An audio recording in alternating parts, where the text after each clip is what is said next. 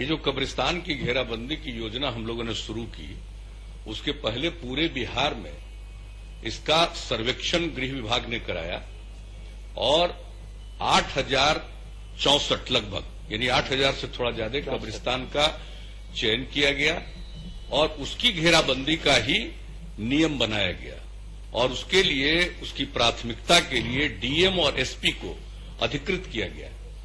वही दोनों तय करते हैं अगर किसी जिले में जिस कब्रिस्तान की घेराबंदी होनी है तो पहले किस कब्रिस्तान की घेराबंदी होगी। तो अभी जो कुछ भी चल रहा है वो 8064 कब्रिस्तान की घेराबंदी की योजना चल रही है। इसके अलावे आप और कब्रिस्तान की बात कर रहे हैं वो अलग विषय, या दरगाह की बात कर रहे हैं वो उसमें शामिल नहीं। लेकिन कब्रिस्तान की घेराबंदी का जो नियम है अब लगभग 75% के करीब घेराबंदी हो चुकी है और हमने अभी हाल में सर्वेक्षण किया है।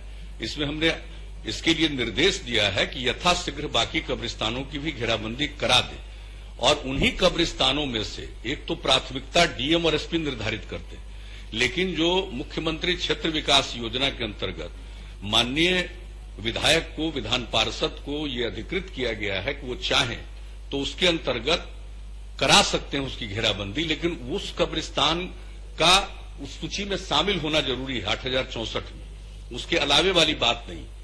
पहले इतने कब्रिस्तानों की घेराबंदी हो जाए और उसका जो सर्वेक्षण हुआ है वो नहीं, ये गड़बड़ नहीं है, बिल्कुल सही है, ये बिल्कुल सही है। 8064 कब्रिस्तान, अबे गलत सूची है, ये कब का सूची है, ये 6 से है। अब गलत है तो इसके बारे में तो आप लोगों ने कोई बात नहीं बताई है।